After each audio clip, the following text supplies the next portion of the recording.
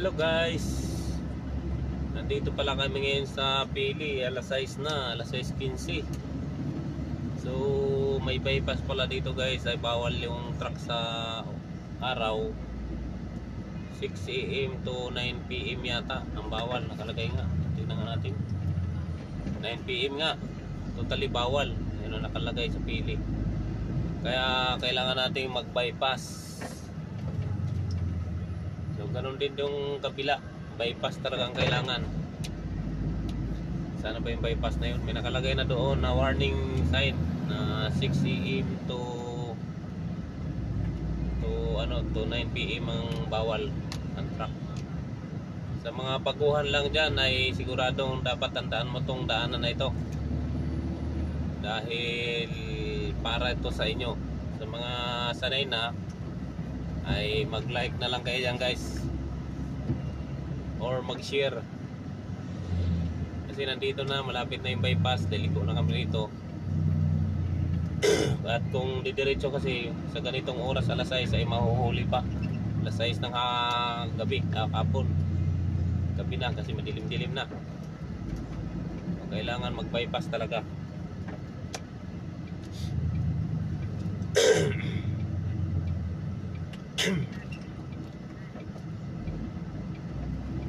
Yan, liko kami dito, may palatandaan Petron.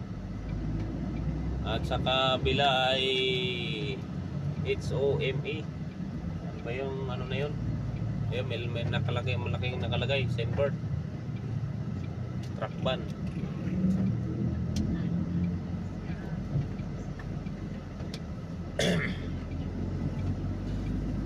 Dito kami, baka ito, baka pinabalik tong mga to. Bakit lumabas to doon sa diretso?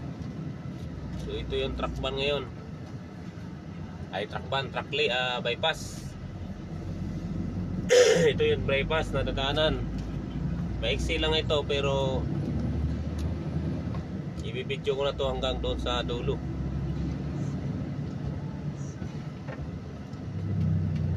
Pero kung gabi ka na dadaan, ay pwede ang diretso ng Pili. Pagka araw, ganitong oras ay hindi pa. So alas 9 ng gabi ang pwede lumusot. Kaya ito, binidyohan ko yung bypass para sa mga hindi pasanay dumaan.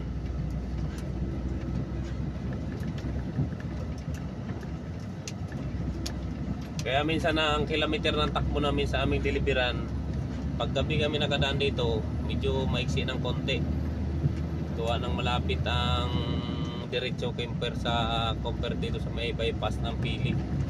Medyo mahaba-haba din ng konti yung bypass ng Pili. Parang nagkakadiferensya ng 3 kilometro yata, or 2 mahigit. Mga 3. Kaya minsan yung mga kasama namin, bakit mas mahaba yung iba, tinatanong sa opisina bakit mas mahaba ang tinakbo namin kaysa iba. Kasi yung iba kasi gabi ang gustong dumaan. Ako kasi gusto ko na ang araw ang dadaan, para pagdating ng gabi makarating sa deliveran ay masarap na itulog kapag hindi madiskarga. Pero kung madiskarga, kagaya ngayon, mga alas 9 kami dadating ng Ligaw, ay pwede pang biyahe uli, para maganda rin kasi bumiyahe rin ng gabi at wala ng traffic. Ang purpose sa akin guys, para mahaba ang tulog kung sakaling hindi ma-unload.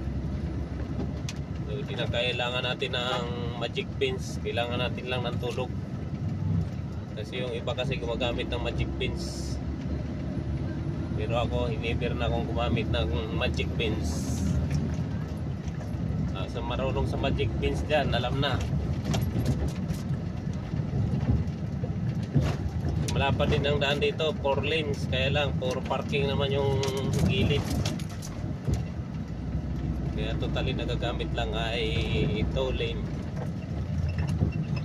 kasi maraming parking.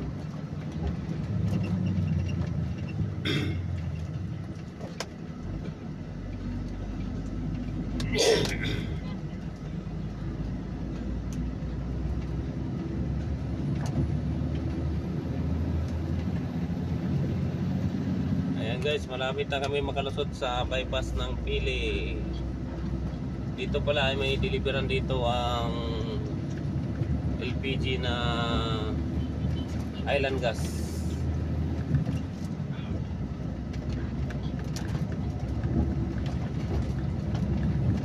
So, medyo madilim-dilim na.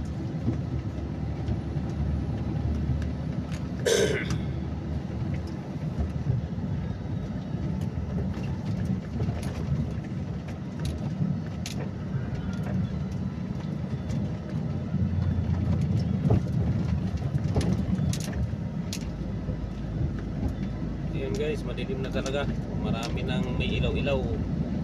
Minsan nakakasilaw na sa kuwan, biglang dumilim.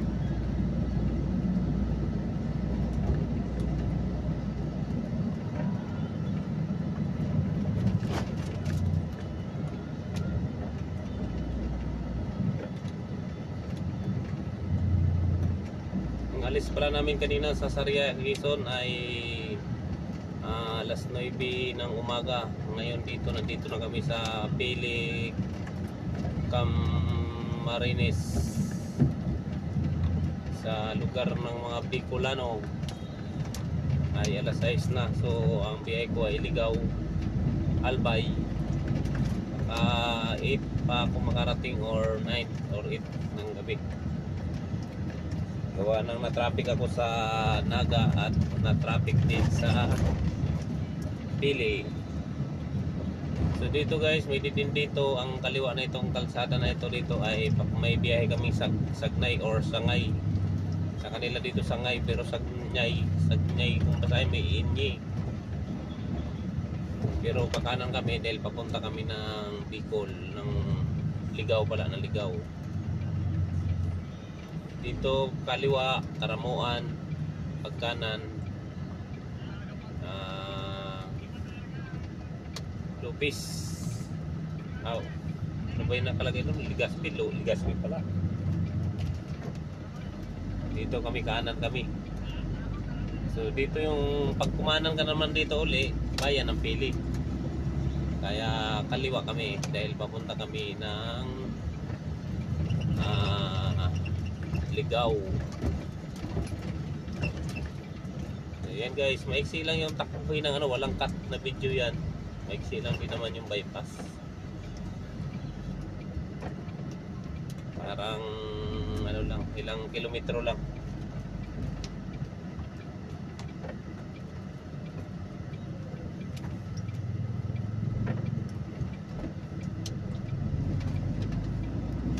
Ayan guys, dito na kami. Lusot na uli. So see you next video.